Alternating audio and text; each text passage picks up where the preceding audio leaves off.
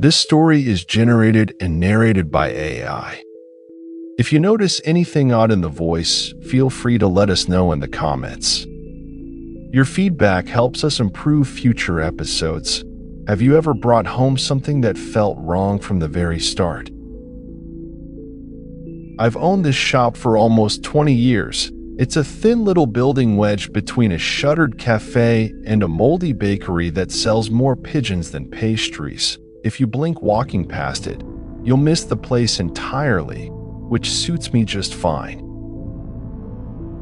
Most people don't want antiques anymore. Not really. They want mass-produced nostalgia, polished wood, and curated stories. They want objects that remind them of dead relatives, not of death itself, but not me. I don't collect for comfort.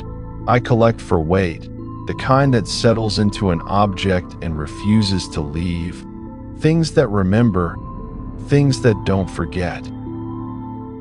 It was raining the day it arrived, or maybe it had been raining for weeks. I'm not sure anymore. Time runs together in this town when the sky stays the same shade of ash. The bell over the shop door barely made a sound when Tobias stepped inside. He's a local liquidator, works with estate sales and house clearances. You'd think he'd be thicker-skinned for the work he does, but the man flinched every time the wind hit the glass. "Tobias," I nodded from behind the counter. "You've brought me a box of haunted dolls, I hope." He didn't laugh. "I got something for you," he said, placing a crate on the counter. "House out in the hills. Old family, no next of kin. Everything left behind. Furniture, letters, even the dog." I raised an eyebrow. "The dog? Dead. Sorry. And the cellar? Not relevant." "Look, just check the bottom of the box." I brushed aside the dusty lace, the yellowing paper, a chipped tea set, and then I saw it, a small glass dome, heavy, no taller than a wine bottle. Inside, mounted on a circular wooden base, was a carved figure. It was roughly human-shaped, dressed in a tattered black coat with arms gently folded, but its face was gone. Not broken, not worn from time. It had been deliberately sanded down, smooth to a pale blur where eyes and mouth should be. "Tasteful," I muttered, but I couldn't look away. The base of the dome bore a faded inscription, nearly illegible beneath the grime. Just one word remained: anchor. "How much?" I asked. Tobias shrugged. "Take it. You're the only one who might want it." I don't even remember packing that thing. It was just there, in the upstairs room. Felt cold in that spot, even with the window shut. I should have asked more questions. I should have listened, but instead, I lifted the dome carefully from the crate and brought it to the back room. It was heavier than it looked. That night, I didn't close the shop, didn't draw the curtain, didn't even turn the lock. I just sat in the back room with the dome on the table in front of me, staring at it. The figure inside was still, perfectly still, but I swear the blur of its faceless head was tilted, as if it were waiting for me to speak first. I didn't, but I stayed there until the shop lights clicked off by themselves. Sleep didn't come easy. I lay in bed with my eyes open, counting the faint creaks from the floor below, telling myself it was the wind, the wood, the bones of the old place shifting. But around 3 a.m., I heard a distinct noise, not footsteps, not floorboards. Glass, knocking, soft, controlled, 3 times from somewhere in the shop. I got up, of course, lit a candle, and padded down the stairs, half-chilled and fully annoyed. The dome was still where I left it, centered on the oak table like a relic in a museum, but the figure, its arms were no longer folded. They were reaching forward, palms pressed against the inside of the glass. I didn't scream, didn't run. I just stood there, staring, and as I watched, the condensation formed inside the dome, as if the thing were breathing. That's when I heard it for the first time. A whisper, just one word, anchor. I blinked, and the figure was exactly as it had been, arms folded, no moisture, no sound, only the silence of old wood and cold air. I didn't go back to sleep that night. Instead, I pulled up a stool beside the dome and watched the figure until morning. Its presence was comforting. Strangely, it made me feel seen. I started leaving the dome uncovered during the day, letting it breathe. If that makes any sense, it was probably just habit, or maybe guilt. Keeping it sealed felt wrong, like silencing something that had waited long enough to be heard. Customers still came in, now and then, a couple hunting for a wedding gift, an old woman looking for a replacement teacup, but none of them noticed it. None of them looked twice at the figure sitting calmly beneath the skylight. Sometimes I'd mention it, casually. They'd squint, smile politely, and change the subject. That's when I began to realize something. It wasn't just that they didn't care, they couldn't see it. Not really. It wasn't just some oddity in a glass case to them. It was absent, invisible to the casual eye, and the more I thought about it, the more I started questioning other things. Things like how I couldn't remember bringing it upstairs, or how the wood of the base never gathered dust, no matter how long it sat. And then there were the changes. I didn't leave the shop anymore, didn't go to the grocer, didn't walk by the river like I used to. The idea of going outside made my chest tight, like something was pulling me inward, like something inside the shop was holding on. My dreams, what little I remembered of them, were filled with static, hushed voices layered over each other, whispering fragments of prayers or curses, or maybe just memories. And always, somewhere in the dark, I could see the figure from the dome, standing at the edge of whatever dreamscape I was trapped in, watching, waiting.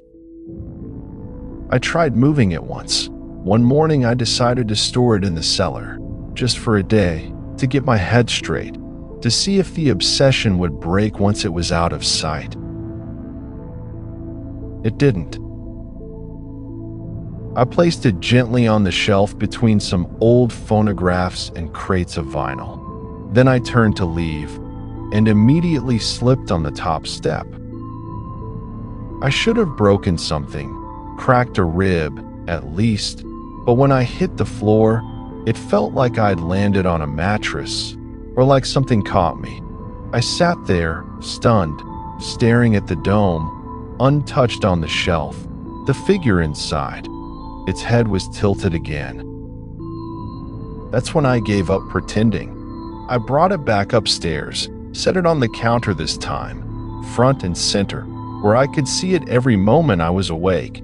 I stopped sleeping entirely not long after. Around the third week, I noticed the smell, not rot, not mildew, salt, thick, cold salt, like a whetstone pulled from deep water. And then came the voices, not in dreams, not in memory. They came from the glass. Sometimes in the early hours of morning, I'd hear muffled sobbing or whispers in a language I didn't recognize but somehow understood. One night, I leaned in, close enough that my breath fogged the surface of the dome, and through the glass, I heard my own name. Not whispered, spoken, clearly. It wasn't my voice, but it knew it well. I didn't answer, didn't flinch. I just stared back, and in that moment, I saw it, the faintest shimmer across the carved figure's blurred face, like light trying to push through wax, and underneath that soft, distorted surface, I saw my own features. It passed, quickly, but it happened. The next day, Tobias returned. He looked thinner, grayer than I remembered, and more importantly, he refused to come inside. He stood on the sidewalk like a man at a funeral, arms crossed tightly, eyes darting to the shadows behind me. "I've been dreaming about that house," he said, "the one the dome came from." I stayed silent. He licked his lips, like the words hurt to say. There was something in the upstairs bedroom, an old stain on the wallpaper, like salt lines. I remember standing in front of it, feeling like my feet were stuck in the floorboards, like something was pulling me into the wall. I didn't tell him what I knew, didn't tell him the figure had moved again, or that I'd found nails scattered beneath the dome that hadn't been there before, rusty small, as if picked out of someone's hands. He stared at me for a long moment. "You still have it, don't you?" I nodded, and his face went pale. "It's not an object," he whispered. "It's a place." And with that, he left. I haven't seen Tobias since, and I don't think I ever will. That night, I finally spoke to the figure, just once, softly. "What do you want from me?" No answer, but when I came downstairs the next morning, the dome was gone. In its place, on the table, was a mirror, cracked, and in the center of the largest shard was my reflection, but my face was gone. I didn't sleep that night, not even the strange, fractured half-sleep I'd grown used to. I just sat at the foot of the stairs, staring at the table where the dome had been. The mirror was still there. It hadn't moved, but neither had I. Hours passed like water, and the silence in the shop grew dense, like velvet draped over every corner. When I finally gathered the nerve to approach it, to look into the cracked surface again, my reflection was back, sort of. The features were right, the jawline, the eyes, but they weren't mine, not anymore. It was like looking at an echo of myself, a mask that only remembered my face, and as I watched, the image in the mirror smiled. I did not. I wrapped the glass in a towel, locked it in the cellar, and nailed the door shut. The next morning, the dome had returned. Same place, same posture, but the figure was different. Its surface was darker, no longer that old waxen brown. Now it shimmered faintly, like damp stone. Its hands, which had always rested neatly in its lap, were now curled, as if gripping something invisible. I tried calling a friend, Ben, from the bookstore across town. He used to joke that my shop was cursed. Maybe he'd know what to do, but the line never rang, just static, and beneath it, breathing. I unplugged the phone. By the end of that week, my hands began to ache. First the fingertips, then the joints, like something inside my skin was stretching, tightening. I stopped touching the figure completely, but that didn't help. The ache wasn't in my hands, it was in the space between them. Like I was meant to hold something, something I couldn't see, something that used to be inside the dome. I started talking to it more often, not because I wanted to, but because I felt I had to, every night. I'd sit at the counter and whisper whatever came to mind. Memories, regrets, old stories from childhood I hadn't thought of in years, and always, when I finished, it would listen. I don't mean that in the poetic sense. The figure would listen. Its head would tilt, slightly, subtly, in perfect time with the story's rhythm, as if it were leaning into the words, as if it needed them. I don't know when I stopped opening the shop. I think I just forgot. The front windows stayed dark. The door stayed locked. I didn't light the lamps anymore. Only the skylight remained, and through it, the dome would glow, gently, like a lantern at sea. My skin began to crack, not from dryness, but from pressure, like something beneath it was changing shape. At first, I thought it was my imagination. Then I saw the reflection again, not in the mirror that was still buried in the cellar, but in the dome. In its glass surface, I saw my face, twisted slightly, mouth slack, eyes dim, like a wax replica left too long in the sun. And next to it was another face, one I didn't recognize. A woman, I think, eyes wide, mouth stitched shut, literally stitched. And just before I looked away, she blinked. I don't know how many days passed after that.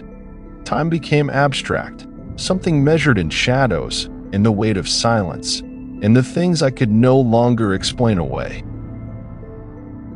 I started finding salt in the corners of the floor, beneath the cushions of the armchair, crusted around the base of the dome.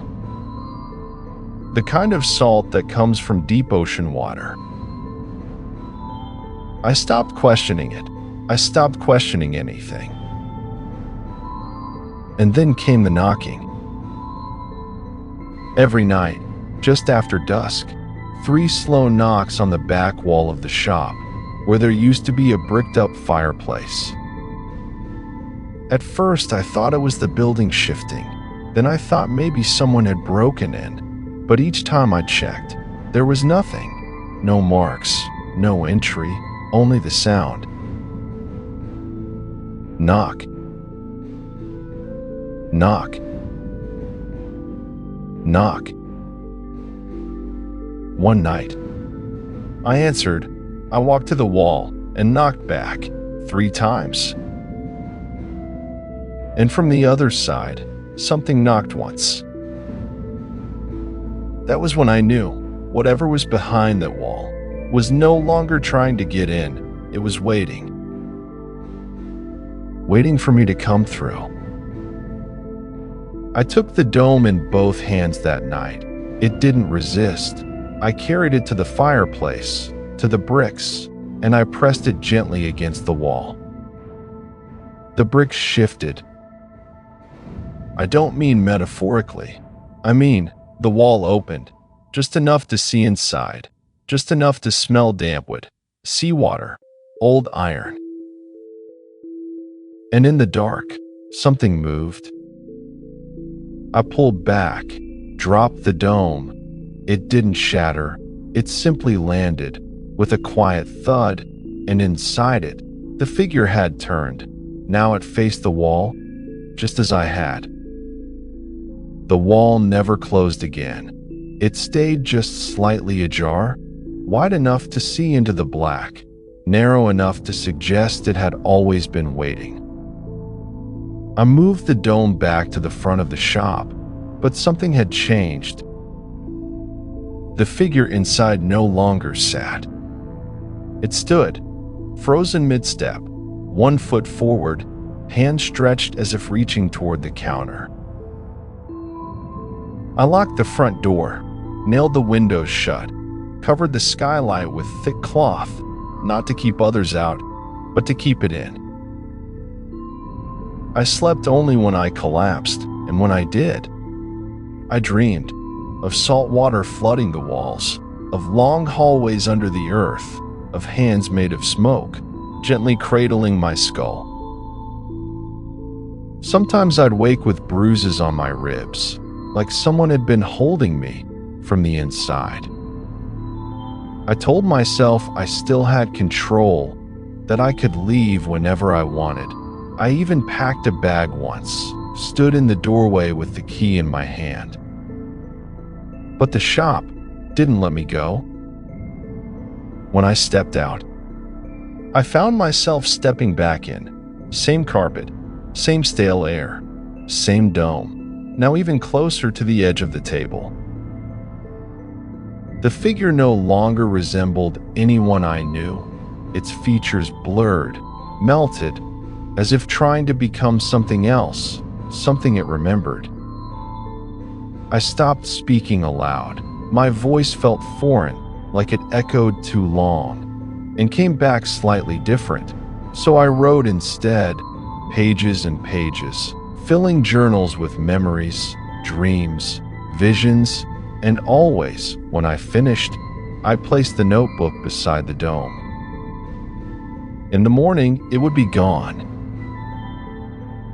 One day, I found a new object in its place, a single glove, old, black leather, worn smooth by time, and inside, the unmistakable feeling of warmth. Like it had just been taken off. That was the first time I screamed. Not out of fear, but recognition. I used to own that glove 30 years ago. The dome was remembering for me, and I was forgetting for it. I tried to smash it. Finally, took a fire axe to the glass, but the blade never struck. It stopped, just before impact. My arms frozen, joints locked, muscles limp. And in the reflection on the dome's surface, I saw not one man, but two, standing side by side. One, me, the other, hollow-eyed, lips pale, hands cracked and bleeding, wearing my face like a borrowed coat. I backed away, fell over the counter, shattered the lamp. Smoke filled the air, glass under my palms, blood in my mouth, and in the rising smoke, I heard breathing, not my own, not human. And then, the figure inside the dome moved. Not a trick of the light, not the illusion of warping glass. It moved, tilted its head, turned its shoulders, and placed one hand flat against the inside of the dome. For the first time, I saw its eyes. Black as the ocean trench, and wet. I didn't sleep that night either. I sat beside the dome, bleeding quietly, listening, and as the hours passed, I realized it was listening too. There was no difference anymore, no line between me and it. We were telling the same story, just from opposite sides of the glass. That's when I remembered there had been another object, long ago, another dome, another figure. I'd bought it in an auction, never sold it, couldn't bring myself to, so I kept it, and one day, I opened the dome, just to see. And then I put it away, told myself it had never happened. But it had. And now, I was inside. Not metaphorically, literally. The glass dome sits in the center of the shop. Same as always. Customers pass by the windows. They never come in, but sometimes they pause, glance toward the glass, and see the figure inside. They say it looks old, quiet, as just slightly too sharp for wax, like it's watching you. And if you stay long enough, you might hear it breathe. You might see it smile. And if you listen very carefully, you might hear something tapping from the inside. What would you have done with the figurine? Would you have kept it or destroyed it the moment it started whispering? Let us know in the comments below, and don't forget to like and subscribe if the story gave you chills.